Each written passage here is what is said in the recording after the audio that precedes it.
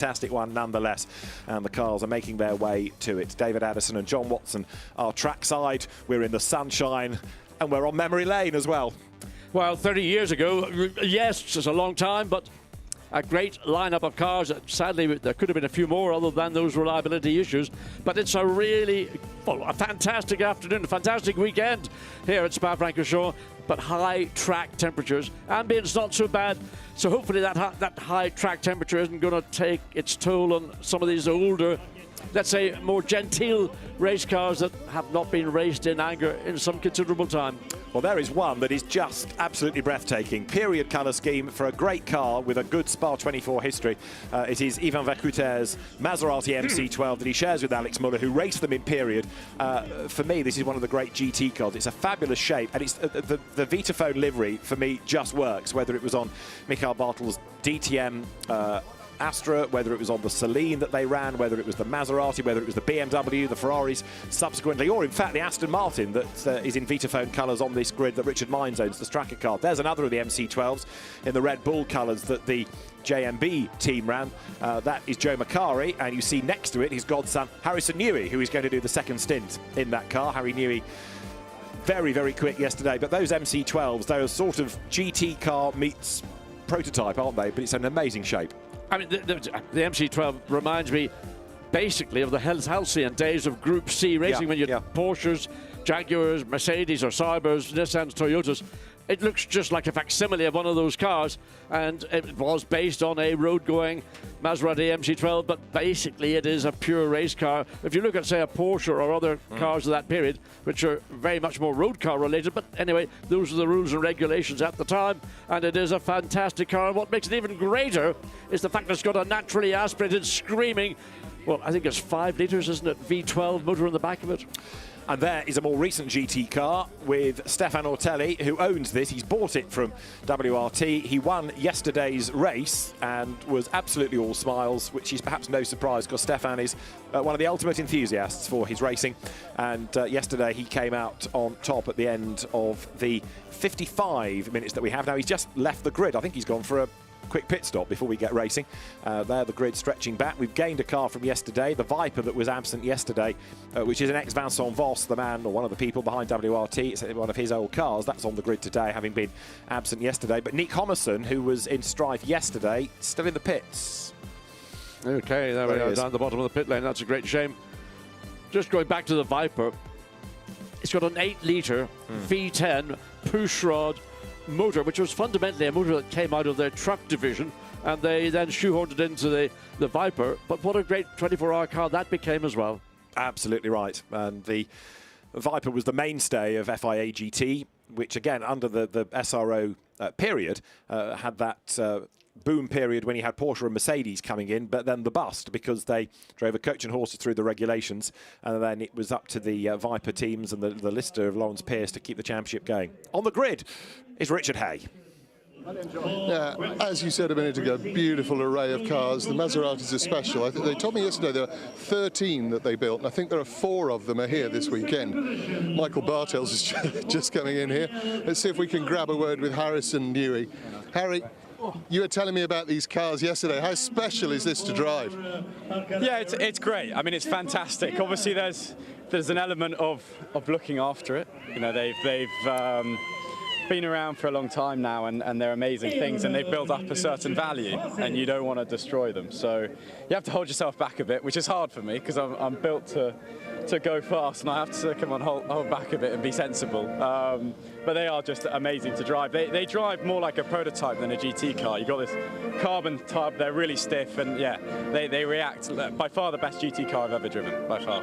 Brilliant. Let's see if we can grab a quick word with Joe inside of the car. Joe, looking forward to this? Oh, absolutely. Still scared, but less scared than I was yesterday because now I know I'm going to be scared. So it's okay. I'm happy. I'm excited, and it's just going to try and do a better job than we did yesterday. Listen, you look after this car again, yeah? I will do my very best. Nice to see you. Cool. Thank you, mate. Oh, and let's see who we can find now as we wander a little further up the grid. Alex Muller was here a minute ago, but I think he's disappeared. Stefan Ortelli was in the car. He jumped out for a comfort break, I think Ad has described it as. Stefan just tightening up the belts here. Stefan, you were able to win yesterday. Special car for you. You going to be able to do it again today? Yes, it's a great honor to be here in front of the Spa 24 Hours. It's going to be a great edition. I wish good luck to all the competitors here on this grid for the 30 years anniversary, and look ahead to have a good, nice and clean race. Yeah, continuing the story of the car is also something special for me. Thank you. Great. Listen, you have a great race. Stefan Ortelli, I think John Watson said yesterday how special it was to watch him driving around here. You're going to get to see it all again now. And the Stefan Ortelli win at Spa yesterday, adding to the list. 3-minute board being shown, and as you look down on the grid, we look at cars from FIA GT, the FIA GT1 World Championship, from GT3, and from the earlier days, even going back to the final few years of GT2, and prior to that we even had cars, even in the qualifying session at least, if not on the grid, from the BPR days, the very start of this GT renaissance. Yeah, so I just wonder, with the two Maseratis on the front row of the grid, so really they ought to win on pace, but of course Stefan Ortelli won because he was the best driver-car combination throughout that 1 hour, 55-minute race. Let's go back to the grid and see who Richard Hayes caught up with next. James, I saw the grin on your face yesterday after driving around here. Special circuit, special car, yeah? Well, you said it. Spa is a special place. And to come all the way from California with my guys at GMG Racing supporting this, we're having a fantastic time. You know, Stefan Rattel and the entire SRO group put on an amazing event. Congrats to Stefan for 30 years. I've been a part of it almost that long in the U.S. with World Challenge. So happy to be here and represent USA and having an incredible time. And obviously, I'm having an even better time. My wife here. Next year, kids, you're coming. I miss you, Chloe and Jensen. Love you very much. Now, one more thing. Yesterday, you were bang on it right at the start of the race. So what can we expect today? Well, we could definitely expect more of the same, hopefully. You know, and I think these guys are pretty spot on about giving me a great car. And so it's about attacking with good tires and good brakes and then settling in and trying to hang with my friend Ortelli, who obviously is very quick. So we're having a great time regardless. Listen, we'll let you get on with it. I think it's time to start the engine. Take care. Yeah. Good luck. Thank you. And there's Richard's other job, which is as the official door closer, once he's got his cables out of the way. Beautifully done, Richard. So door closed, and James Sofronas will start on the outside of the fourth row of the grid. Engines are indeed being fired up. Now, where are the gaps? Nick Homerson's Maserati is in the pit lane, and there's another car, I thought, that was absent on the other side of the grid. We'll check that in a moment when the cars roll away. It's 55 minutes. There is a mandatory pit stop between 25 and 35. It's 3 minutes line to line. Yeah, the Mercedes missing. That's the car that's absent. Eddie Benazet's GT3 spec Mercedes SLS not on the grid. There's Nick Homerson in the pit, so he will start from there, we hope, at the back. But look, the liveries, the shapes, it all comes flooding back, doesn't it? And it just illustrates how good GT racing has been for 30 years. Well, that's the beginning of it in essence, but look where we're going to be at 4:45 this evening with the latest incarnation of a GT3 race car. They have advanced in those 30 years beyond any recognition. I mean, just looking at the Porsche, the GT3 RSR, I mean, that is almost like a Tonka toy compared to the modern RSR that will be running here. 3 of them got through to the top 20 shootout, and let's see what happens, whether they can make it through to the top 3 at the end of the 24 hours. So downhill they go, ready for the formation lap in this second SRO GT 30th anniversary by Peter Auto race. Patrick Peter was one of the founders of BPR with Stefan Rattel and Jürgen Barth, and he has elected a few years into their relationship not to carry on with modern GT racing when Bernie Eccleston became involved in the promotional side of it, and instead concentrated on historic events, and it's worked very well. And every time Stefan Rattel wants a grid of historic cars, the first phone number he dials is that of his old mate Patrick Peter. So it is going to be Ivan Vercuter on pole position and Joe Macari starting with him at the front of the grid in the car that is shared with Harry Newey. On the second row, Stefan Ortelli, and Stuart Hall goes first. Nick Homerson is going to be starting from the pit lane, but Richard Mines will be there in the Stracker Racing Vitaphone liveried Aston Martin. Raoul Goethe is alongside James Sofronas, ahead of Philippe Kaduri and Mirko Zeiler. Michael Ferveny starts and Mark Devis starts in their respective Porsches ahead of Franz Wunderlich, but Eddie Benazet missing from the grid. There is Maurizio Frati in the GT2 spec Porsche with Guy Fauver alongside of him. Then it is the Viper of Jean-Luc Blanchemin that missed yesterday's race, and Alexander Lienau lining up alongside in his Aston Martin. Michael Ehrlich is on the 10th row, but there's no Simon Evans. I didn't see that red, white and blue car on the grid, but there should be Paul Phillips Porsche at the very back of the grid. So as the cars head down the hill into the left of Pouhon, get ready for what promises to be an interesting race for sure. Ivan Vercoutret yesterday was quick, but then we never saw Alex Muller in the car because just towards the end of the opening stint, that Vitaphone Maserati had a problem and expired. But the one thing that was clear, when those lights went out, there was one car that leapt to the fore, and that was the number 5 Aston Martin, Stuart Hall behind the wheel. He had a mega start, and once he got into the lead, he really controlled that. It was only in the latter part of the race when the driver changes had occurred in the number 5, but Stefano Ortelli driving this on his own, found his own natural pace after about 5 or so laps and just made progress. And once he got past the Aston Martin, it was his race to lose, but he didn't. He won it. 99 is there, I told you a lie. Simon Evans is on the grid, which is good. We've got that car from the American Le Mans Series, the Kelly Moss Motorsport car at the back of the grid, the JRT Jordan Racing Team tended Porsche. So is it going to be, like yesterday, a Stefano Ortelli win in the car that he owns now, raced in period, the R8 LMS Ultra, so the second generation of the R8 with that big rear wing on the back of it, which is a huge wing in comparison to the GT1 Aston behind it. Yeah, I mean, it's the evolution over 30 years. You're seeing it as it's mixed and matched through the grid. I mean, look at the Porsche coming in, the white and blue Porsche. The rear wing is hidden behind the roof line of the car, whereas this one here, the white one, it's got a slightly different regulation rear wing. So it's all part of the changes that have come in, and in one part to make the cars more competitive, but at the same time to check the development that engineers or the companies don't get too far ahead of them, because the spirit of GT racing is not to have domination from one manufacturer or brand, is to have everybody having their day in the sun. And today the sun is shining, so who's going to be the winner? I would like to see, because I just love the car, the Vitaphone Maserati, when it's one of those cars that, you've heard drivers talking about cars they grew up with or their favourite cars. Well, I do have one of those in the model cabinet at home, the Vitaphone Maserati. I just love it. Well, I hope that car makes it to the driver change, because when Axel Muller gets behind the wheel, I mean, he did a 2:16 in qualifying, which was virtually the same time as the pole position time in the shootout last evening. So, okay, 30 years age of difference, but it doesn't matter. The car sounds glorious all the way around the 7 kilometres of Spa-Francorchamps. And as you say, David, it would be appropriate if that car were to win here this afternoon. I think that's probably, of all the cars in the field, must be the fan favourite. I think you're right, and it's a type of car in those colours that won the 24 Hours of Spa more than once. So the field then comes now up towards the timing line. The lights are going to change, so appropriately they start where the 24 hours will be. The race gets underway now, and they accelerate for 55 minutes down towards La Source, and Ivan Vercoutret takes over the lead. As to the inside line there, dives Stuart Hall. They all get through safely. Yes, they do. Downhill for the first time. So Hall up into second ahead of Joe Macari. Ortelli is fourth. Richard Mines there up into fifth place with the Vitaphone livery, but Stracker Racing operated Aston Martin, and Nick Homerson is about to join in at the back of the queue.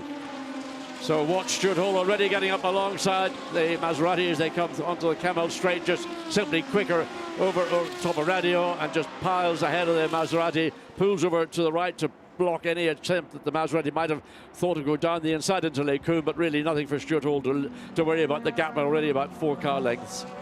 That's Raoul Goethe on the inside of Philippe Kaduri, the GT1 Aston versus the European Le Mans Series Lamborghini. You've got the ADAC GT Corvette losing out to the Freisinger Porsche there, number 86. That is Michael Ferveny at the wheel of it for the first stint, as James Sofronas there goes around Bruxelles, hunting for a way to get himself back up and past Richard Mines. What we saw yesterday was that 1 or 2 of the drivers were very happy over the first few laps just to play themselves in and get things up to temperature. James Sofronas, though, is back on his toes to get up the inside of Richard Mines. Ortelli is looking for a way past Joe Macari, and James Sofronas goes after Ortelli, moves himself up ahead of the Aston Martin, that car from the 2008 Le Mans 24 Hours when Peter Hardman, Nick Leventis and Alexandre de Grau shared it. Ortelli goes second. Yes, has taken on that opening lap just to, again, get the sense and feel of what the car is going to do, get the tyres up to temperature, get the brakes working as you want them to work. So he's now made his way past Joe Macari. Sofrenas is trying to do the same thing into Campos,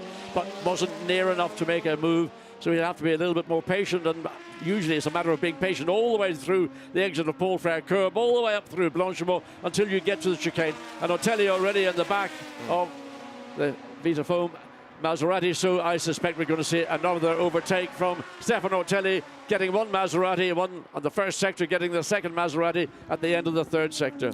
Well, he's been a 24-hour race winner. He has raced here in you name it over the years, and he won yesterday. He leads at the end of lap 1. Stefano Ortelli then goes through, and look at James Sofronas, because he is really hunting down the leaders. He's on the tail of Joe Macari, and that is Stuart Hall as they come through. I'll tell you a lie about Ortelli leading at the end of the lap, because so far ahead is Stuart Hall that he's almost out of sight. 7 seconds to the good. But that's in 2 laps. 1 lap. 1 lap he's done it, so even better. Yeah, so Stuart Hall way clear. Here's the battle for third place, and Joe Macari getting a bit braver now. Look, goes for the inside line, makes the move, makes it stick as well, going downhill. So Ivan Vercuter, who had a mechanical problem yesterday, being mindful that he needs to look after the car. But Stuart Hall clear by 6.9 seconds at the end of lap 1. I mean, it's almost indecent, isn't it? It is, rather. So Joe Macari made a good pass. He got it on the inside coming out of La Source, just out drove the sister Maserati. Now Sofronas is looking to find a way also alongside the Maserati coming into Lake Coombe, but the nose was almost chopped off, but Sofronas gave himself sufficient room, didn't try to be too ambitious. But this little battle now going on for 3rd, 4th, 5th and 6th as the Aston kicks up a load of dust. Was that the idea?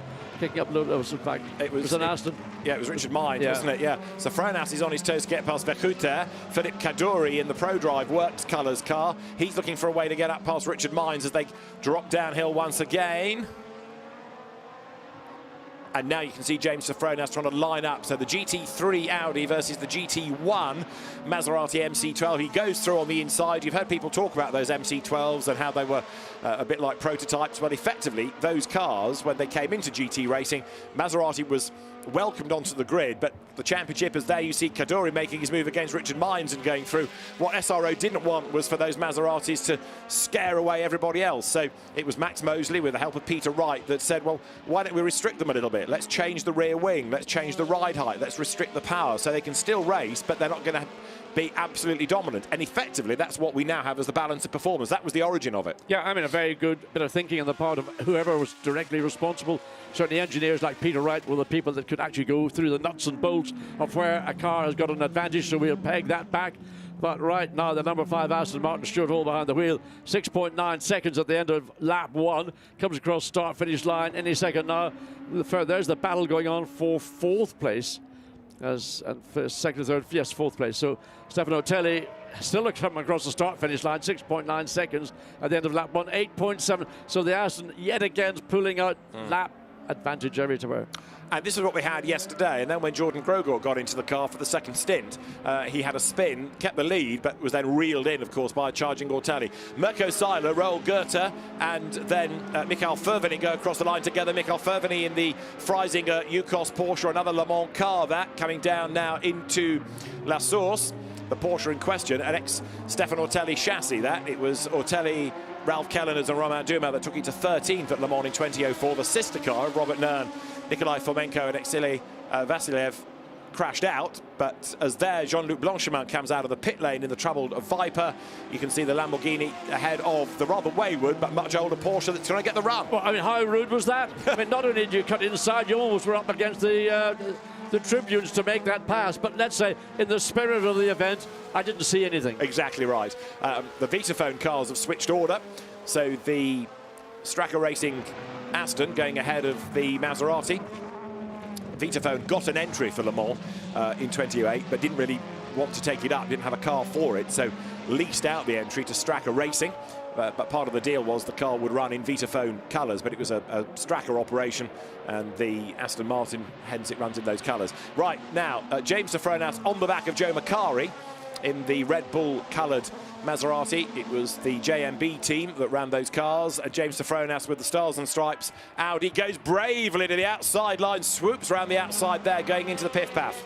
Yeah, well, Joe Macari is doing a very good job in blocking the entry, the inside line into the Fangio fifth path, whatever you want to call it. But Safronas just went down a little bit later in the brakes and just swept around the outside of Joe Macari. So at least both drivers are aware of traffic around them, both using the racetrack to their particular advantage. But the Audi, you can see already how much it's pulled away from Macari's Maserati. And here comes Philippe Kaduri, the Hong Kong driver, somebody else that has a lovely collection of cars, and we've seen him in the past racing in historic events with AC Cobras, came from Lamborghini Super Trofeo a few years back, and the Hong Kong-based businessman comes to the outside and runs out of road, gets two wheels on the dirt there, slows it up, slots back in behind, but he's still on his toes, looking to gain the place despite that scare. Yeah, I mean, Macari in the Maserati has been, I would say, very, very clever.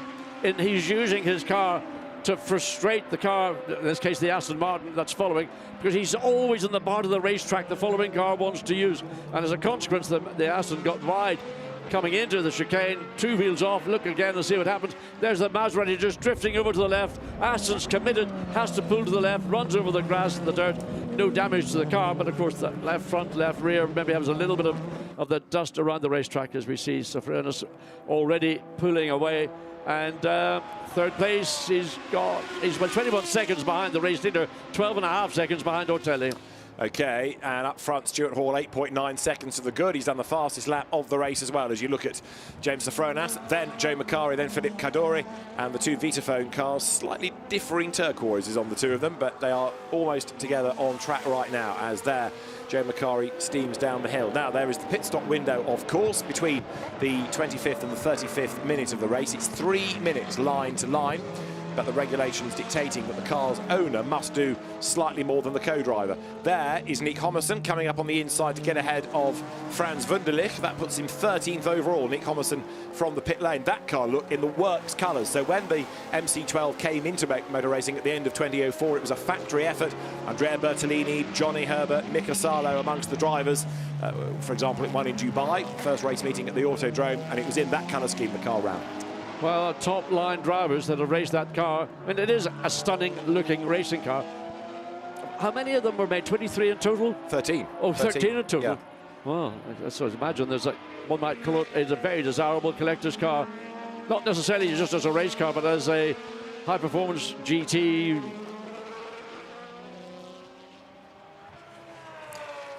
Now, Philippe Kaduri in the later Aston Martin, that car accelerating up towards the end of the lap. Philippe Kaduri's car in the works colours, built by ProDrive. It's a 2006 chassis. It's the car that Dario Franchitti raced in the Legends race at Le Mans last year. Down now towards the chicane. They come, and again he runs a little bit close to the dirt, doesn't he, on the outside? Swoops his way up towards the timing line. Still on the back of Joe Macari. Yeah, I mean, clearly he's capable of lapping quicker than Joe Macari is currently doing, but he's having difficulty just getting himself into a position where he can affect that overtake. Looks to put the car into the mirrors on the right side of Macari as they go into La Source, just to make him aware that I am here. Slides the tail of the Aston under power coming out of La Source. Good drive by Macari down the hill, all the way down into Eau Rouge, and sort of the compression there. Then as you come out of it and you rise up to the top over Radillon. Well, it's a good effort, this, by Joe Macari, trying to keep the car in the mix, but he's already 28 seconds away from the race leader. So Harrison Newey is going to have a lot of work to do, just like yesterday, because really they're up against two very quick drivers in Stuart Hall and Jordan Grogor, and Stuart Hall gets the driving duties first, because although he is not the car's owner, he does look after the Rothko collection for Royal Gerters. He's the nearest thing to an owner. He's the curate. Yes, but he's also an extremely talented driver, a young man who, you know, is at the peak of his career. Yeah, indeed, the curator of the Rothko collection, I should have said. So there, up the Camel Straight comes Frans Wunderlich to get himself up past Maurizio Frati. That Aston Martin from the FIA GT1 World Championship era. Couldn't actually clear the Porsche, though, there, could he? So the AMR Young Driver livery car, more of a spare chassis than a proper race car, goes through. That's Safronas running in third place. So he's running currently 5th, or just 16 seconds behind second place Stefano Telli. So that's out of reach. But there is our race leader. I mean, look at the pace Stuart Hall has got coming through Blanchimont. Absolutely wheel perfect. And again, the gap first to second, just a fraction under 9 seconds, may alter a little bit. What Stuart Hall did yesterday was build up a lead very, very quickly. Then he just basically managed the gap for the rest of his stint. Now this is Ortelli, who is not so much racing against Stuart Hall, but Jordan Grogor in that second stint, because he was quicker yesterday. Comes across the line. The margin between them is then up to 8.6 seconds. In fact, actually, last time, in fairness, Ortelli fractionally the faster. This is James Sofronas, who is in 3rd place. Comes up towards the line. Another of the Audi R8 LMS Ultras. So again, you're going back to around 2014 with this car. GT3, an instant success as soon as it was introduced, and then of course with the GT1 World Championship losing entries, soon morphed into the main GT category. And a real technicolor of car graphics. Of course, the stars and stripes on the roof of the car, and what's happened to the Corvette coming out of the chicane? Well, probably nothing very much, just ran a little bit wide, but no problem whatsoever. That car of Mirko Zeiler, whose father Tony Zeiler was a GT racer in the early BPR days, and a historic racer too. So the car comes up then now out of La Source. This from the German Championship. You see all the Certina watch championship decals on it, where Certina was always a major partner, part of the Swatch group, and rides the curb heading up the hill. So Mirko Zeiler, who was on the podium yesterday. There are classes within the race for the GT1, the GT2 and the GT3 cars. And up towards Les Combes now comes the Chevrolet. So Mirko Zeiler currently is running rather lonely, but in 8th place. Don't remember, I remember Zeiler, Tony Zeiler, but it really meant was Mike Hazelman's used to race a Corvette. That's right, yes. And he was, and that car won race upon race. Mike Hazelman's the son of Tuan Hazelman, just was a fantastic competitor. He's now based, I think, out in Florida. That's right, running cars in NASCAR-style championships. But yes, for a time, the Corvette team also had Anthony Kumpen, and you had Bert Lange. I think they all won here in a Corvette going back to 2009. But you're right, Mike Hazelman's in the Corvette was a real star. When he had the right co-driver, the results came. That's Nick Homerson making his way up through the traffic, putting a move there against Michael Fervini to go through, picking up the place. So Nick Homerson had a spin yesterday. The car retired. He missed the pit lane closing, but he's doing a good job here. I don't know how many of our fans are aware of it, but actually blue is the international racing colours of Italy. Is that right? Because Ferraris are red, everybody assumes that Ferrari runs under the national, but it's not. Blue is the national racing colour of Italy, and the car looks stunning in that particular colour. I know it looks great in the Votivum, the back and turquoise, but it just looks, I think, elegant and just beautiful. Yeah, it does. And they only ran as factory cars for half a season, really. They, as I said earlier, were introduced at the end of 2004 for the last 3 events within the FIA GT Championship. But again, I think a prerequisite of keeping the cars in the championship was we don't want this to be a manufacturer program. Get them out to private teams. And the likes of Michael Bartels and JMB had realised the potential. The Serra-free plate team was another one that ran the cars in FIA GT and Italian GT racing. So Joe Macari is doing a good job keeping Kaduri behind him. He's not actually having to try very hard to keep the Aston behind, but he's doing enough to ensure that the Aston has not been able to, at any point around the circuit, even under braking to the chicane, to really threaten Joe Macari's present 4th place. Over the brow, down once more into Bruxelles they come. So there is the Aston Martin. Successful in FIA GT as well as in the main GT1 class at Le Mans. And Darren Turner, amongst others, stood on the top step. Peter Cox, one of the leading lights behind the wheel with Darren in FIA GT races, because it was a ProDrive built car. He'd worked with ProDrive on the Ferrari 550, and this in a sense was an evolution of that car. All the lessons learned from the 550 Maranello project that was part funded by Frederick Dorr, put into building the Aston Martin DBR9, and it just moved things to another level. Yeah, just looking at this little battle going on for 4th, 5th position. the pace that they're running at is actually drawing them up closer to the tail of the third place Audi of Sofronos, because Sofronos got through relatively easily and quickly, but now the gaps to me have either stabilized or are beginning to come down. The Maserati is getting a better view of the rear of the Audi now than it maybe had about 4 or 5 laps earlier. You might be right about that, certainly. So there is Sofronas going through. There, the Maserati and Aston Martin, period cars, contemporaries. They would have raced against each other, the Maserati MC12 and the Aston Martin in the 2000s. So down to the chicane comes Kaduri. Turns his way into the right, into the left, and then up towards the timing line. So 20 starters, but Jean-Luc Blanchemin's troubled Viper is back in the pits, I'm afraid. It looks like that is the end of the race for that car, as down towards La Source now goes James Sofronas with 1.7 seconds in hand last time over Joe Macari. You're right, that gap is still coming down. It is. So this battle, the push between 4th and 5th places, shoving them up towards the tail of that Audi, currently running in 3rd position. And we're coming up to the 30, well, 2.5 minutes pit lane will open.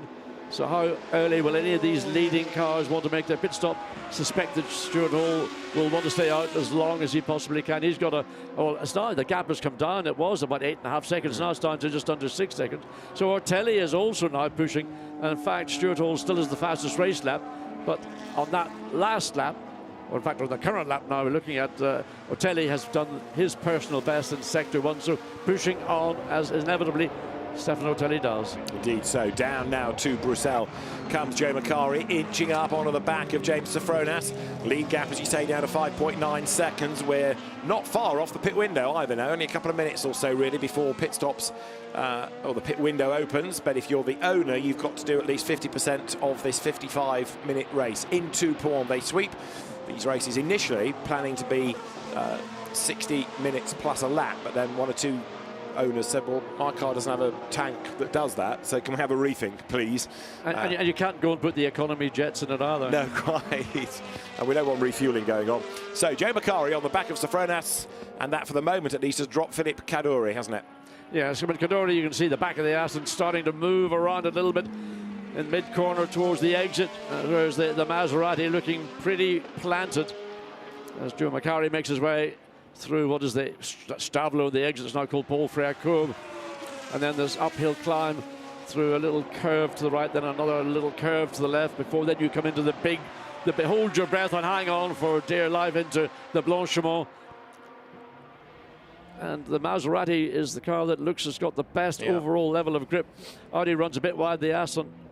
So Kaduri again has closed up. So the reason I think for that is because the pace that we've seen from Macari has now been slightly stalled out by the pace of the Audi, and that's allowing Kaduri then to catch back up to the back of the Maserati. So it's all a little bit of a seesaw. So Macari needs to find a bit of the racetrack where he can get the Maserati's nose under the rear wing of the Audi and hopefully make a move down the inside. Les Combes is going to be the favourite spot in my book. Let's see what he can do then. Philippe Kaduri, I just wonder whether he might have a problem all of a sudden, because that car does not seem to be able to get the line out of La Source, nor does it have the get up and go. Look, that gap's really markedly widened again coming out of the hairpin. To me, it looks as if we saw it coming through Fagna, the back end of the car. Looked like there was not an awful lot of grip when he was on throttle. So again, maybe the low speed corners, it's a traction issue. And maybe that's where the gap is. Here we go, Macari, can he do it? Get it done up until Les Combes this time? Well, we've only got the view of one car, but he can't. I thought Joe might have put his heart on his mouth and gone for it down the inside. Stefano Ortelli is being given a 45-second penalty for track limit abuses. So Stefano Ortelli, 45 seconds worth of penalties to be applied for the track limits. Well, that's taken the number 3 Audi out of the equation completely, because you're never going to make that up, never going to compensate for it. Now, have we noticed those initial warnings, notifications that he was being penalised or he had been transgressing? All of a sudden, it just pops up for 3 track limit abuses, 45 seconds penalty. It's been on the message screen, and also Stuart Hall being warned about it. He's not yet got to the penalty mark, but it's going to be really interesting now to see what Stefano Ortelli can do relative to Jordan Grosjean in that second stint, because he's got to get ahead first, and then he's got to try and build up about a third of a lap. That's the leading car.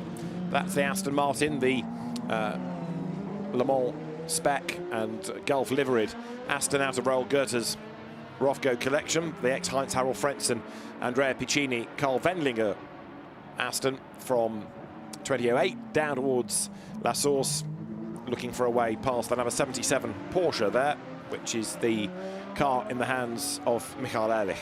Well, in spite of being the recipient of a 45-second penalty to his race time, Ortelli has further closed the gap to the lead Aston Martin, now down to 3.8 seconds, so still pushing hard. He's probably, I don't think he's been made aware that he will receive a penalty, but there is the Aston in the lead. It was a very comfortable lead, but Ortelli's just chipped and chipped and chipped away to get it down now to just under that 4 seconds. Raoul Goethe is also being given a 45-second penalty for track limit offences. Don't remember them being like this yesterday. Maybe they turned a blind eye yesterday and had a word and said, if you do it again tomorrow, we'll come down on you. But it certainly is another penalty then at Raoul Goethe. So 45 seconds of penalties to number 3, Stefan Ortelli, and to Raoul Goethe, who is in 11th place. But Ortelli is still closing on Hall. That again into the pit lane for its 3rd stop. Jean-Luc Blanchemin's Viper. Real shame that car is struggling. The Vincent Voss, Emmanuel Clerico, Eric Ellery chassis as Joe Macari goes through. And here we are for the first of the pit stops. Into the pit lane has already come James Sofronas, and now in comes Paul Phillips. Well, pit lane's going to get a little bit busier. There was another 8 minutes or so remaining, and as we just watched the field, sort of it's almost splitting between the pit stoppers and those that are staying out. Ortelli around through Campus now makes his climb up. His gap was 3.8 seconds. There is the Aston. So it's probably in that same ballpark, 3 and a bit, maybe just over 3.5 seconds. Of course, he's lost a little bit of time getting past the sister Aston Martin, and that will be then an issue for Stefan Ortelli likewise. So whether Stuart Hall will feel it's time to come in and hand over, or whether he'll want to stay out until the last knockings. But Ortelli still, you can see, pushing, keen to get past that very, I say, brightly liveried, and it's yes, I'll say no more than that. Well, yes. Alex Lee now going for the pit, Stefan Ortelli not going, and so their lines almost converged as Paul Phillips there goes through his mandatory pit stop. So the Porsche, the 911 GT3 RSR, tyre pressures checked, screen cleared. Paul Phillips as a true am enjoying his track time here at Spa. There is Stefan Ortelli, who is 3.6 seconds behind Stuart Hall, but then you've got that penalty to apply. So that 45 seconds will take him, I suppose, to be out just about probably at the bottom of the top 10. So there is Ortelli getting ahead of Guy Fauver's Ferrari. And the race leaders currently on lap number 11 with still half the race to go. So now Ortelli has cleared the back markers. He can focus again on trying to run down the number 5 Aston Martin. 3.6 seconds was the gap when they came across the line. So there is the lead Aston, there is the second place Audi, and Ortelli again putting fastest personal sector times into sector 1 on this lap. Stuart Hall still has the fastest race lap at a 2 minutes 20.4. That is Alexander Lee now handing over to Stefan Jocher. That car that Darrell Young raced in the FIA GT Cup, the Macau race. See the Macau sponsorship on the top of the car, the SJM Casino, which is always a supporter of activity at the Macau Grand Prix. I tell you, Macau exists for casinos. Yeah, and right now it's a bit short of people being allowed to get in, isn't it? So it's like Hong Kong, it's a part of the world that's in need of an economic boost. Race leaders then operate lap 11. There, down the hill once more, is the Yukos Freisinger Porsche of Michael Furveny. Well, I don't know if he thought that was the quicker way to go through Radion, but anyway, he had all 4 wheels off the racetrack. So whether that car will also come under the attention or not, but really, is it important or not? That's Raoul Goethe, who is one of the drivers with a penalty, so running 10th on the road. The penalty to come. Raoul Goethe, whose 2 sons race, one of whom, Benji Goethe, will be in the Spa 24 Hours coming up in a few hours' time. So Dad having his 2 races. And I suspect that Benji will be quick to remind his dad about the track limits 45-second penalty he's got, and hope that deflects anything from him. Certainly Benji Goetter's got experience of track limits, that's for sure. That's true, yes, yes. He speaks with authority. Benji Goether, Roald son, has developed into a very handy driver since he was thrown in very much at the deep end. Roald Goether here, then out of the left-hander of Pouon, that Lamborghini Gallardo, a car from the European Le Mans Series. And Roald raced it himself. He's owned it from new, raced it in period, now as a historic racer. Other drivers of that car in the ELMS with him, Jordan Grogor, who is driving with Stuart Hall, and also Fred Fatien, who was part of the team, now has his own, which is GP Extreme and GPX Racing. And of course that runs the Martini Porsche within the 24 Hours of Spa. That's Maurizio Frati, who is in the pit lane. Although the car continues to be timed as 2.76, it's got 1.76 on the side of it. And Maurizio Frati serves the 3 minutes pit stop, line to line. It's 3 minutes, it's 2 minutes of rest. And we've got another penalty coming, and it's to number 98. It's Roald Goether, a time penalty of 90 seconds now. So he's got 45, now he's got 90. Well, if you've got so many seconds penalty, you might as well just do it whatever you want. Absolutely. Because all you're going to do is be the last finisher, because that's the nature of these penalties. So Stuart Hall threads his way up through some of the back markers, and Mortelli maybe a little bit further back right now than he's seen him on the previous 2 or so laps. Just in the background, wasn't he, coming into the shot? So Stuart Hall here down into the chicane. Is he going to pit this time? Yes, he is. Comes in. There's basically a minute and 20 seconds before the pit lane closes, so you can't get a lap in on that space of time. So Rotelli likewise has to make his pit stop. So the leader and second place both in at the same time. Nick Homerson's still doing a good job in the delayed Maserati, because that car getting itself back into contention after starting from the pits at the rear of the field, and therefore with even colder tyres than the others. Here remains the Michael Ferveny Porsche. He will give that to Stefan Rottmeier for the second stint of the race, and it comes then now down to Bruxelles. Kaduri pitting, Richard Mines pitting, Roald Goether pitting, Guy Falver in the background pitting.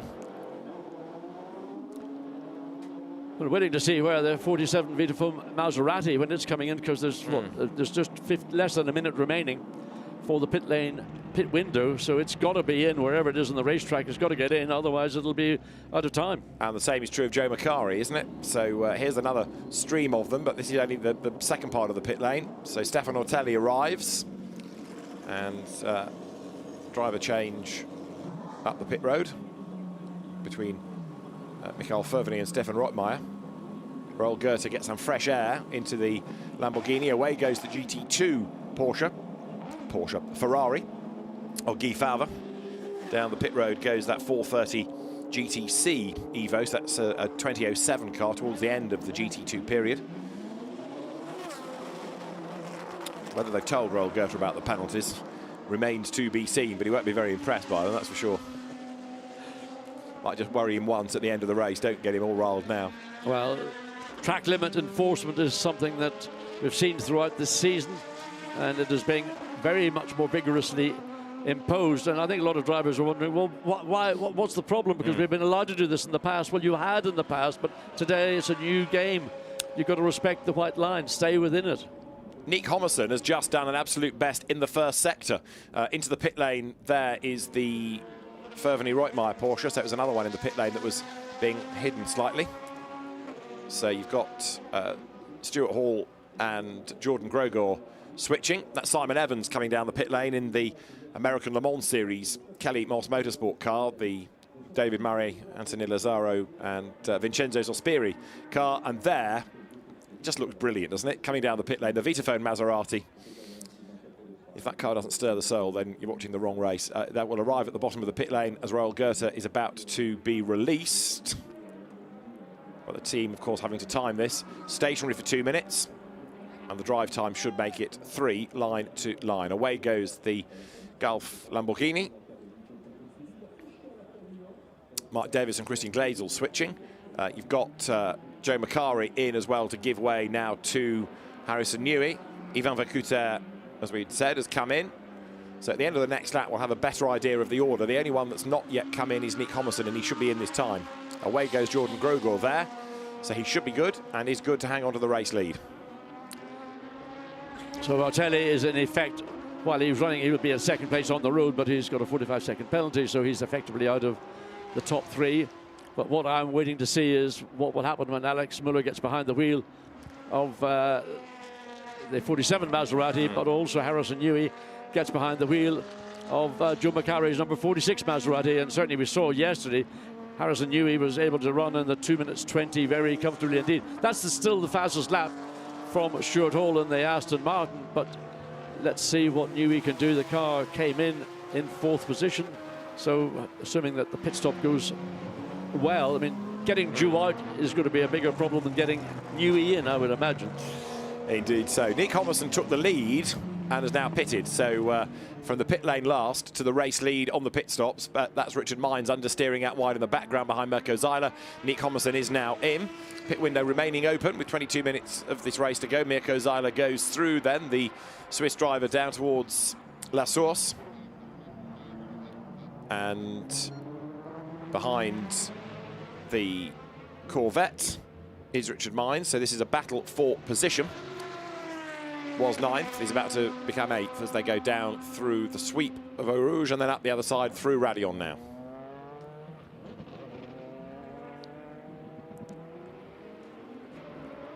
So there, the Corvette makes a great noise. I mean, all these cars make great noises. We say it every time about GT racing. It's the shapes, it's the sounds.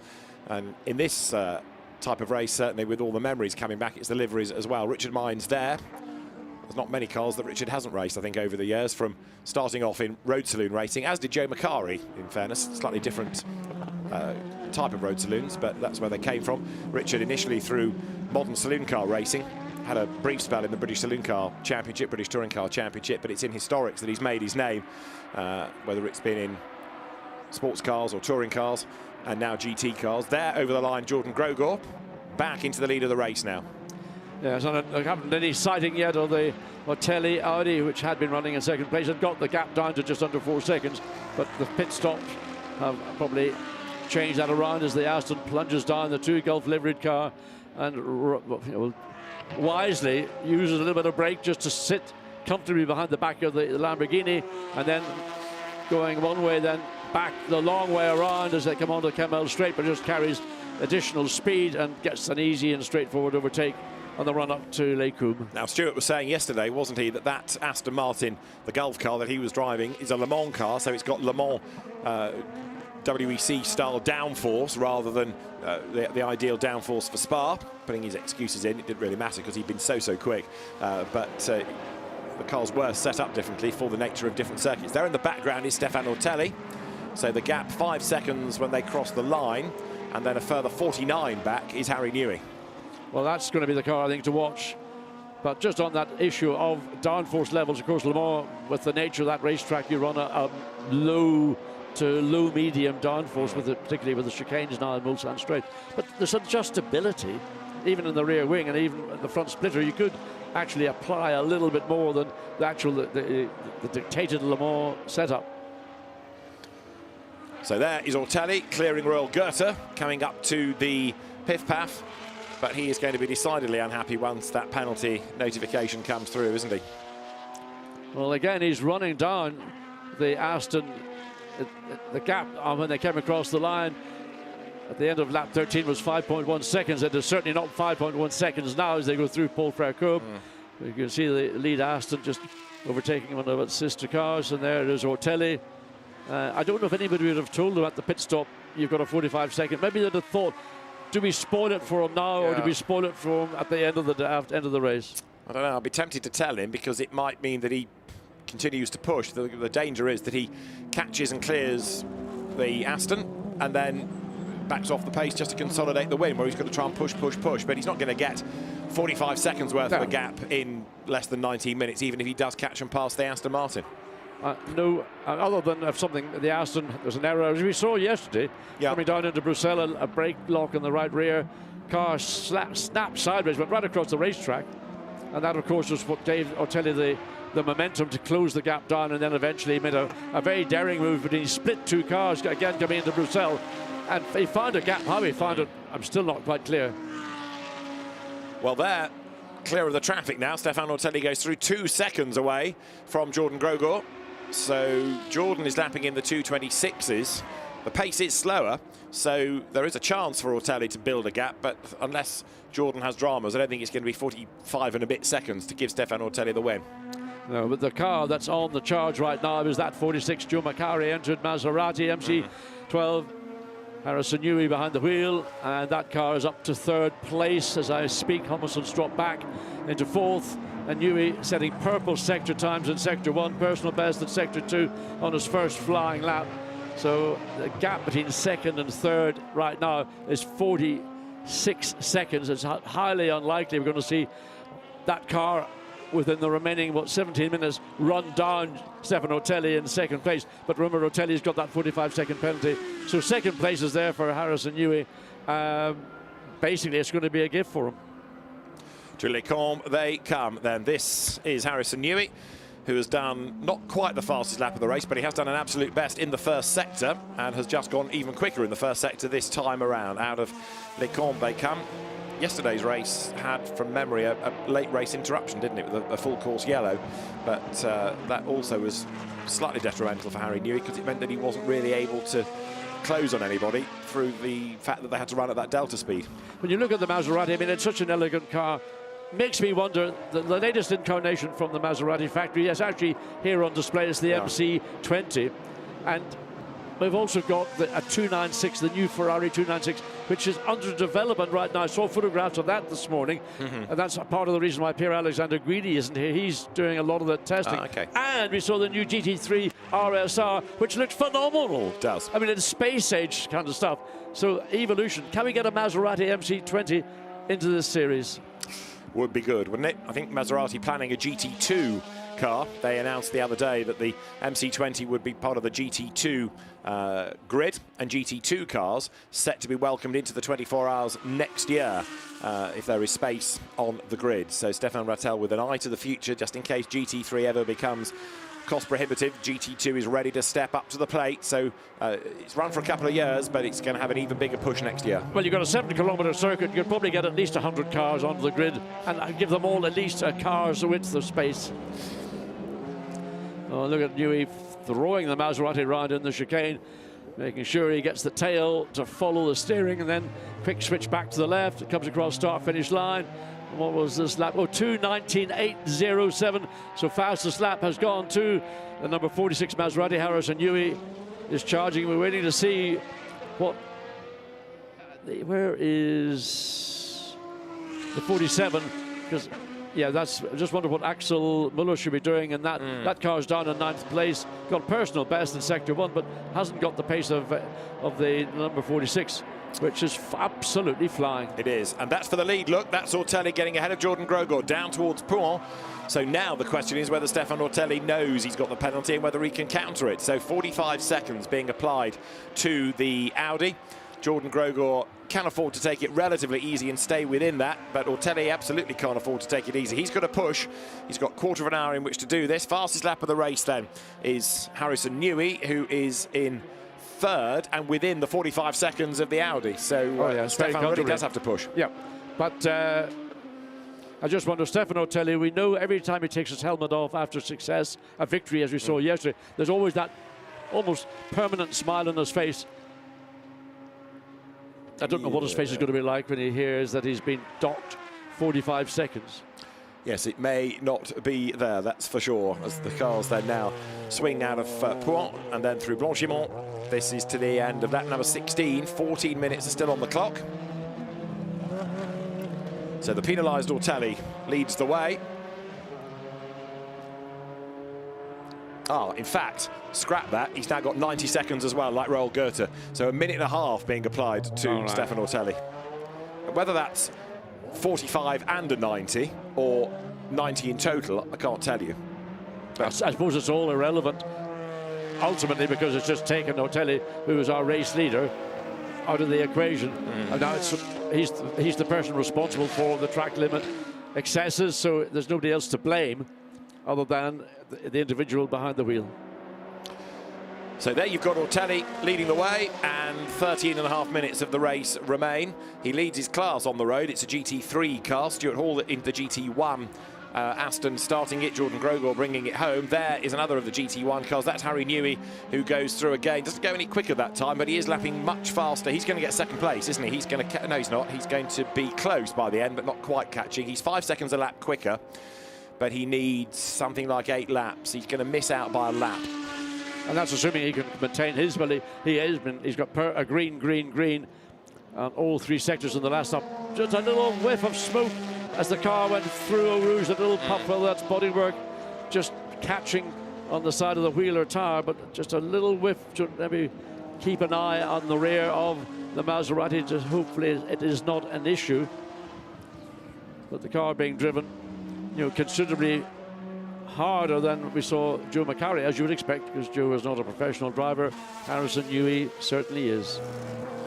So there is the Maserati over the brow, and Harry Newey, who was teammate in the German F4 Championship to Mick Schumacher, and they drove for Van Amersfoort. He was the MRF Challenge champion, and comes downhill now, very much a sports car GT driver, but did drive Dad's McLaren, the ex-Kimi Raikkonen McLaren from 2004 at Donington a few weeks ago, and was just breathtakingly quick in it. So he's developed, perhaps under the radar a bit these days, into a very handy race driver. I thought there was a wisp of smoke there as well. I noticed it through Eau Rouge, not this lap, the lap prior, just as the car leant into the corner, just where maximum load would be on the left rear, that little whiff.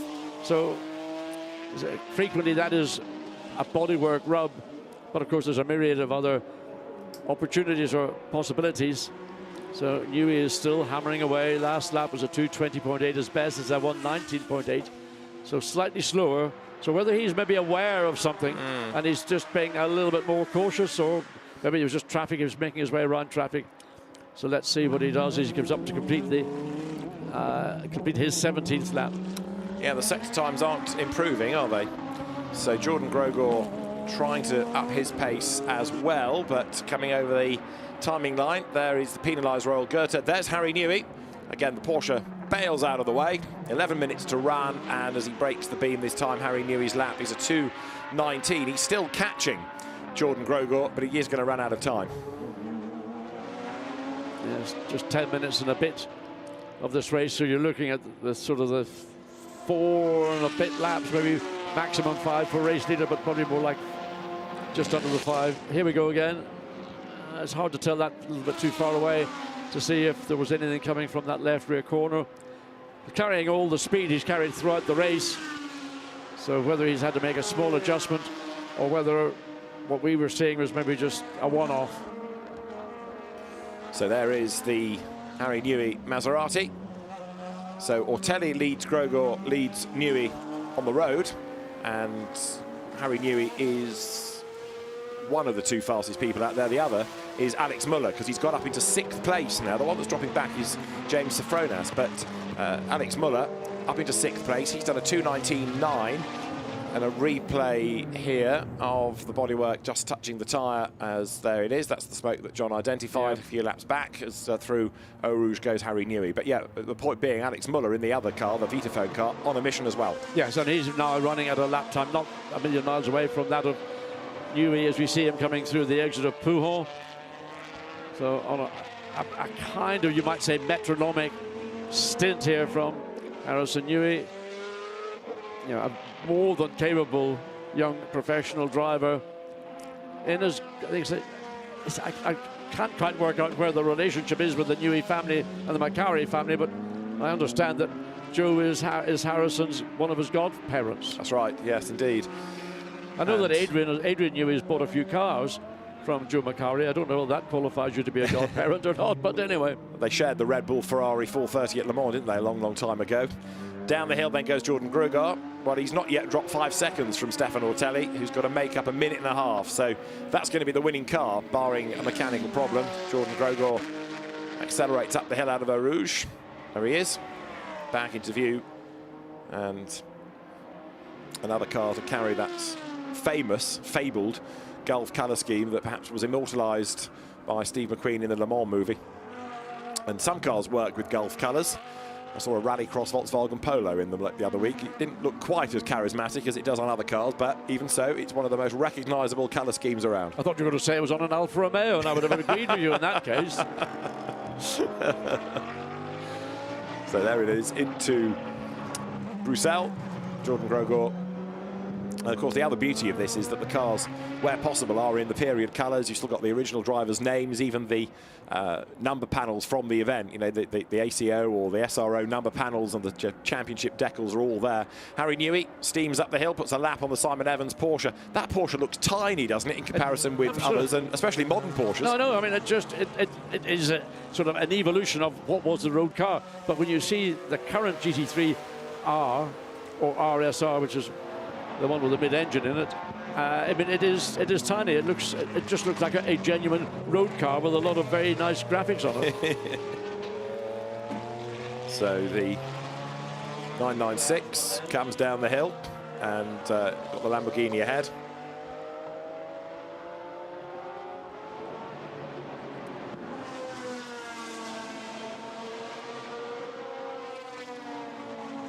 In now to Pouan comes the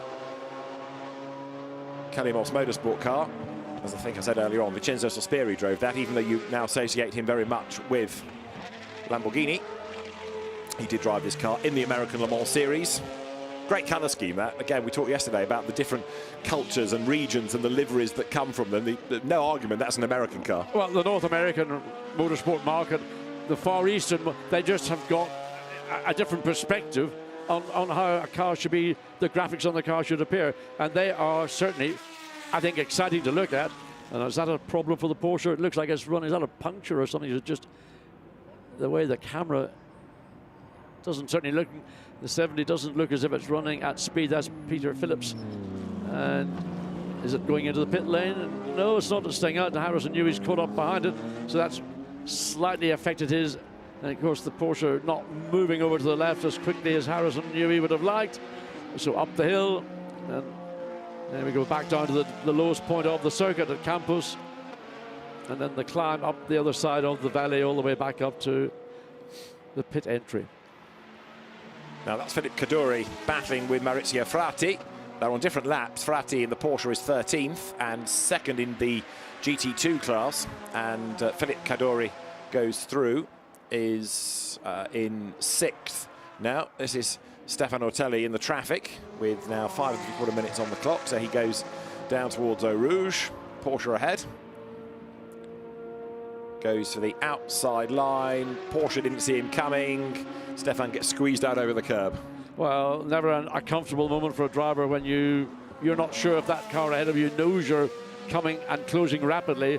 So Ortelli, he gave himself sufficient room. He had to cut across the inside of the corner to effect the overtake, but it was more control in Ortelli's hands than it would have been in the hands of the Porsche. So Stefan Ortelli leading on the road. Fastest lap of the race, Harrison Newey. Here he is. Comes down into the Pouan left-hander.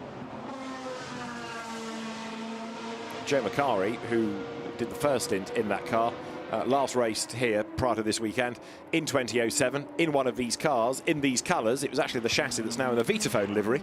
But Joe, along with Marino Franchitti and Ben Orcott, his regular co-driver of the time, and Philipp Peter, the Austrian, who was a leading light in GT racing for that period, they all got together to drive the MC12 for the JMB team, and now Joe doesn't just carry on racing it, he owns it as well. That's Royal Goethe. Oh, now round it goes. You can see that beginning, and the Aston has to go the long way round into the gravel, and can he maintain enough momentum? Oh, he has, but he's going to shred gravel all over the circuit. Stay on the on the right-hand side of the track. And there's a Porsche, I think, that's almost T-boned the Lamborghini. Just look in the background, Royal Goethe is trying to rejoin, but I'm sure there's at 90 degrees there another car. There it is, you're right. Get away with it. That was a good spot, David. There it is, it's one of the Porsches. I think it's Paul Phillips' car, potentially. And now Royal Goethe has got to try and get going again as the 911 rejoins. But this was all self-induced, wasn't it? Yes, it got through the first part of Fagner, and then just all of a sudden, he ran the rear wheel over the curbing. I don't know whether that unsettled the car enough, but once traction was broken, then the car, there was just nothing that Goethe was going to be able to do to get that car stopped. There's the view. He was actually spinning before he even got to the apex. The Aston had to bail to the right, and then you can see the amount of gravel that he, in the front of the car, the whole radiator inlets will be absolute chocker with gravel. Oh, gets a big squeeze on Mirko Zeiler there. Roel Goethe back in the race, but not up to proper pace, and Mirko Zeiler was committed, and then the door absolutely closed around him, and Roel Goethe getting a bit frustrated now after that spin. Cross with himself, cross that he's got the penalty, but Mirko Zeiler does move through. I mean, I suspect, in those circumstances, all the focus for Goethe was going forward, maybe not aware of who was closing on him, and was that bottom of the big lock up from the Porsche? Is that going to be, wow, has he got a right front puncture or something? Because that was certainly a mega lock up, and it looked to be the right wheel only. But certainly it'll be so flat spotted, it'll be almost impossible to drive it with it's only 2 3/4 minutes of the session of the race remaining.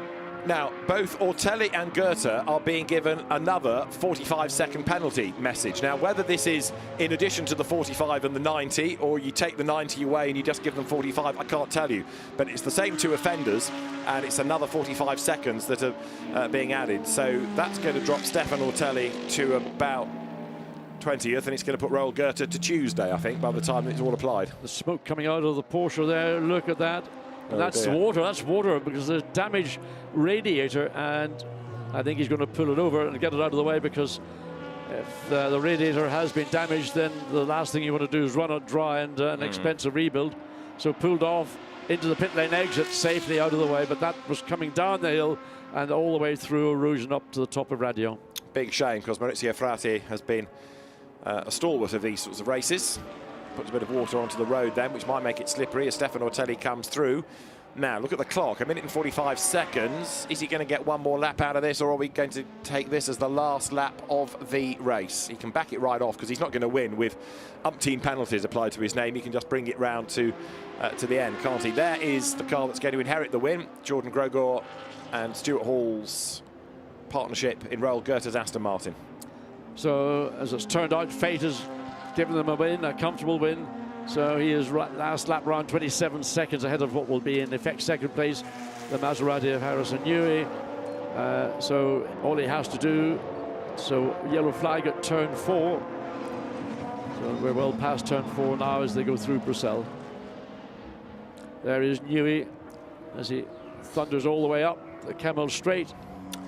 And we are on the last lap then, so he is much closer. He's got the gap from 40 plus down to 27.8 seconds against the Gulf Aston, but he's not going to get there in time as the race leaders then work lap 22. Final lap of the race there is 77 Porsche of Michael Ehrlich, but goes out of Bruxelles, being chased still by Harry Newey. Richard Mines further up the road. Alex Muller, we've not really seen in his stint, but he's got the car into 5th place, the Vitaphone Maserati. There's Ortelli. And they're right on the edge. You can see flirting with the gravel on the outside of Paul Frere curve. A little puff of dust came up from the left rear as Ortelli. I mean, when he gets out of this car, and I always know he's got this big, happy smile on his face. It's going to be like thunder. Yes.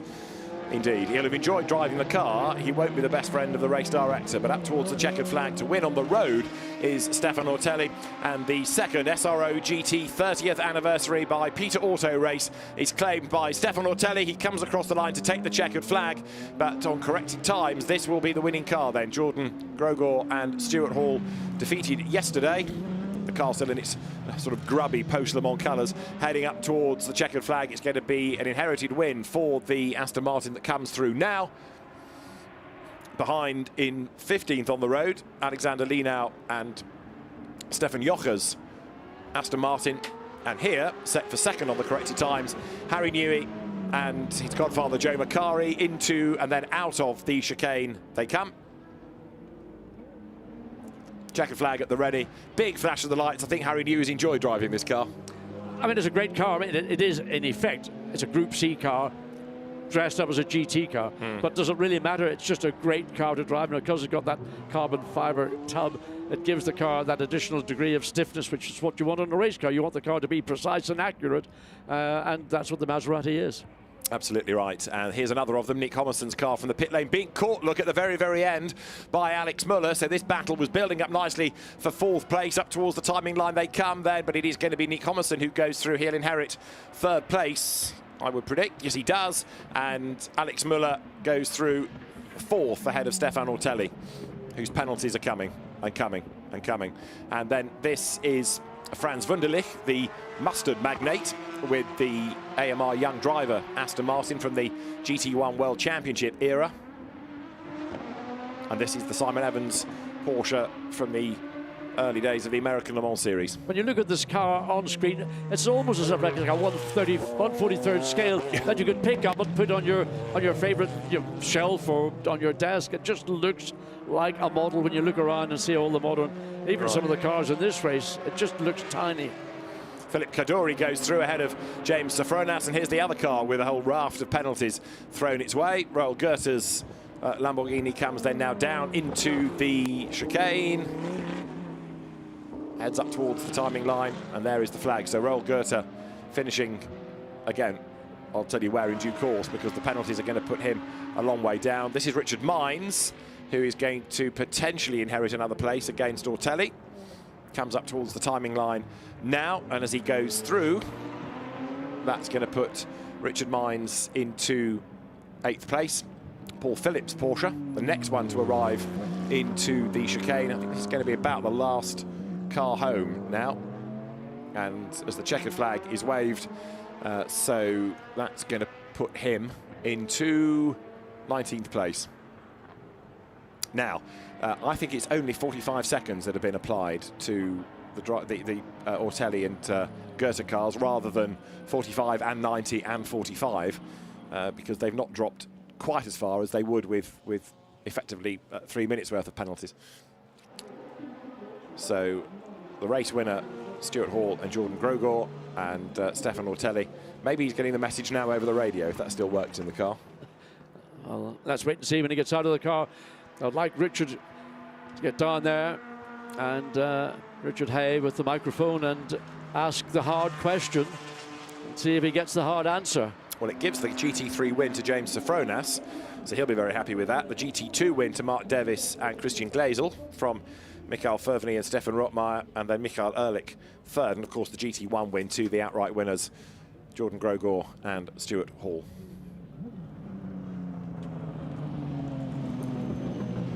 So that car now makes its way into the pit lane. And let's have a quick look then at the results. Stuart Hall and Jordan Grogor, the winners, from Harry Newey and Joe Macari in 2nd place. Nick Homerson taking 3rd on his own from the pit lane, ahead of Ivan Becuter and Alex Muller.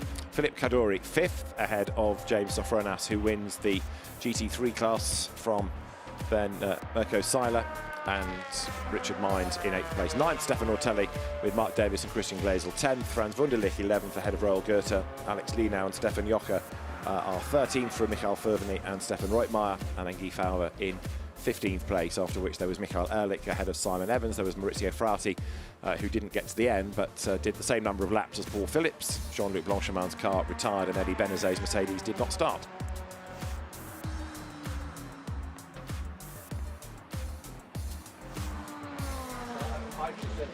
So the drivers then making their way to the podium, and Stuart Hall and Jordan Grogor will be very, very happy. I think that'll sort of ease the pain a little bit from Royal Goethe, because he at least gets a victory for one of his cars.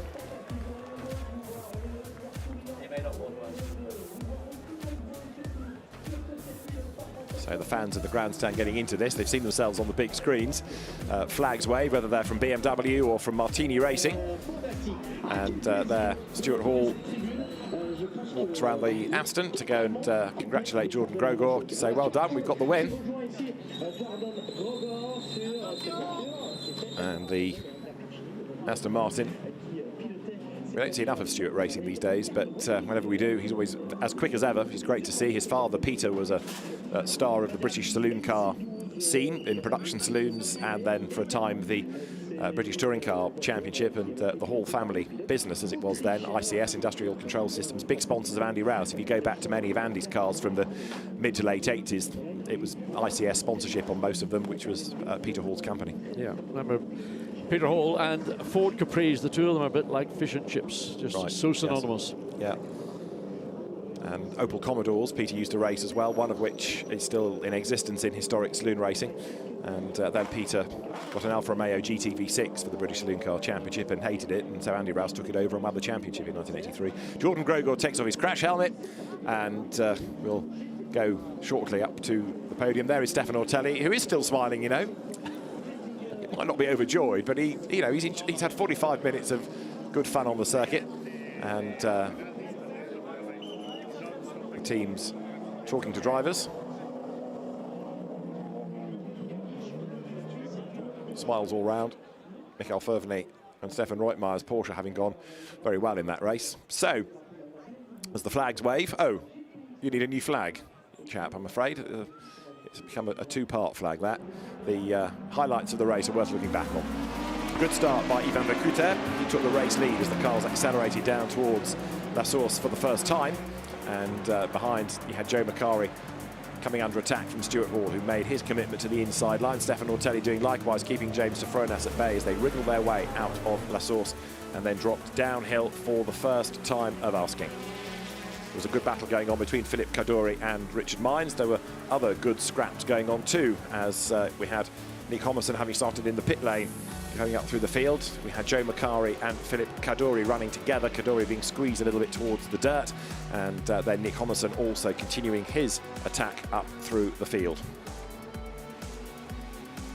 Stefan Ortelli, though, carving his way through the traffic, getting closer and closer to the front where Stuart Hall was to be found. He would give that car over to Jordan Grogor, and Stefan Ortelli in the second stint getting a bit of a scare as he tried to negotiate the traffic going up through Radion. Thankfully, contact avoided. Then we had this spin for Roel Goethe. Around he went, and Frans Wunderlich was lucky not to get collected by him, and lucky also not to get into the tyre barrier. That looked expensive for a moment. And we also had the Porsche of Paul Phillips being rather badly delayed as it came round the corner.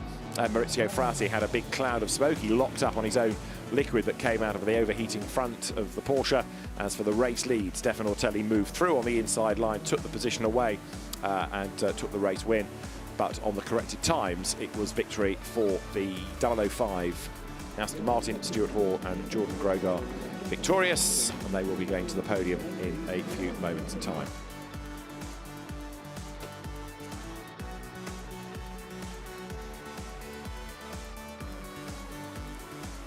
So the flags are there, the trophies are there. In the blazer is Patrick Peter, joined by Stefan Rattel, and the drivers, I think, are about to be called forward.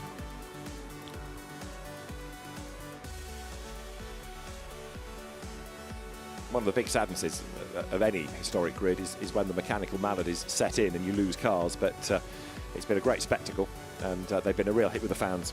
Yeah, I mean, if this event becomes a more popular one, maybe becoming a support to other events that we run throughout Europe and maybe sometimes outside of Europe, the inevitability is that as more people think, oh, we'll have a piece of that action, then the level of entry, the preparation, the driving, you end up shifting the essence or ethos of the series as I see it here into becoming more and more and more professional, basically. Indeed so. Well, there you have already on the podium Nick Homerson, you've got Joe Macari and Harry Newey, and there Stuart Hall and Jordan Grogor, winners of this second SRO GT 30th anniversary race.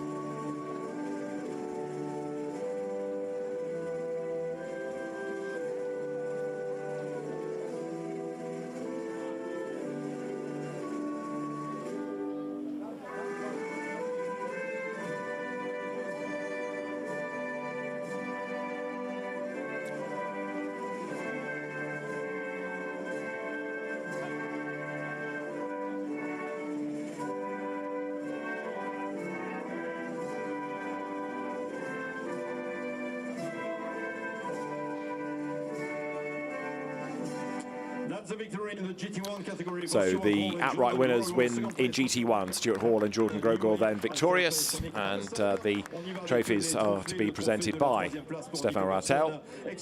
Nick Homerson there, who's been another loyal racer for SRO.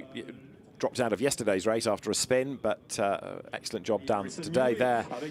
Patrick Peter will present the trophies to Joe Macari and Harrison Newey. As I said earlier on, Patrick Peter, part of that original founding family of Global GT, the BPR series, and then the winners' trophies from Stefan Rattel to Stuart Hall and to Jordan Grogor. Trophies in the air for the cameras, and then the champagne is at the driver's disposal, and Joe Macari is the first one to let rip. Goes for Nick Homerson, his Maserati mate, and Stuart Hall and Jordan Grogor also then celebrate their win. Stuart Hall, British Racing Drivers Club member, and very, very happy to no doubt be on the top step of the podium to win this second 30th anniversary race of SRO's time organising GT events. Not just championships, but races and, of course, rule sets. So the drivers then from GT1 leave the podium in a variety of directions as the trophies then are prepared for the GT2 contingent, who will step forward in a moment. And for third place there should be Michael Ehrlich. So out comes the Swiss driver Michael Ehrlich. Then for second place, the car of Michael Ferveny and Stefan Reutmeier, the UCOS liveried Freisinger Porsche. Freisinger, the team that won here with Stefan Ortelli and Mark Lieb outright in 2003, the very wet race. But there, Stefan Reutmeier and the bespectacled Michael Ferveny. And you have, for the top step of the podium then, the Belgian driver Mark Davis, and with him Christian Glazel.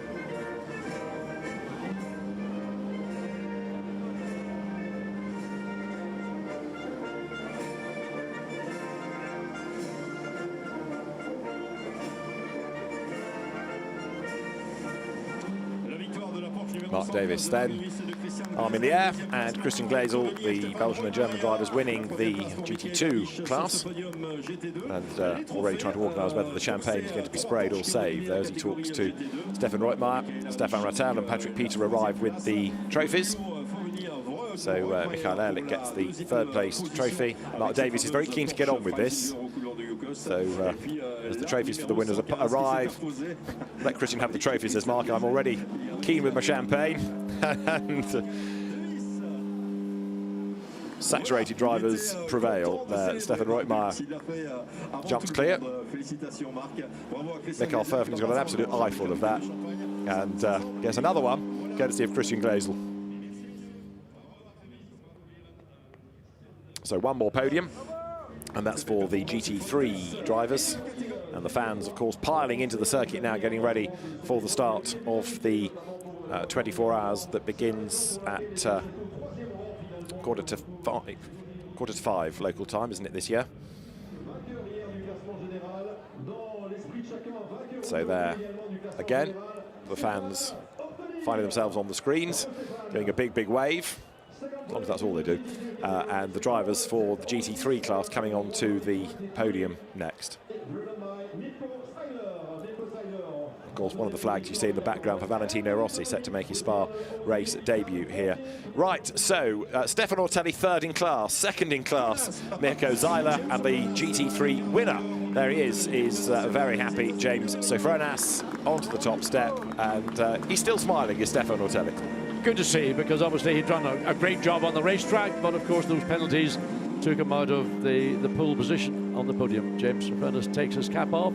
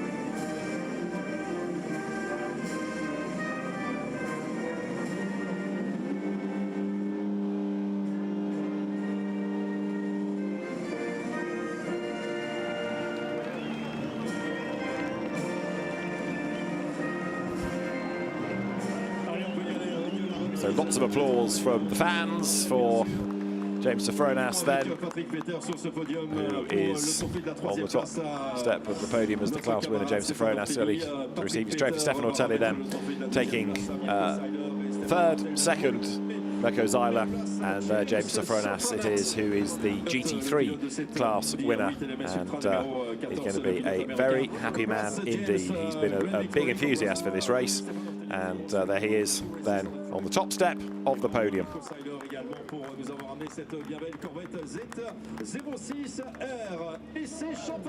So the champagne is ready, and the drivers, I think, have certainly enjoyed the amount of track time that's been available to them, and it's been great for us to see some fantastic cars out on circuit.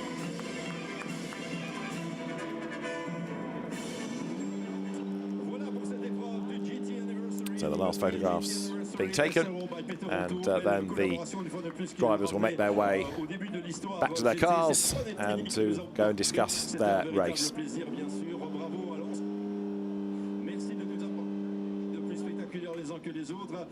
So the winning drivers off the podium. Well done to Stuart Hall and Jordan Grugar. A wonderful trip down memory lane looking at 30 years of SRO GT racing from John Watson and David Anderson. Bye for now.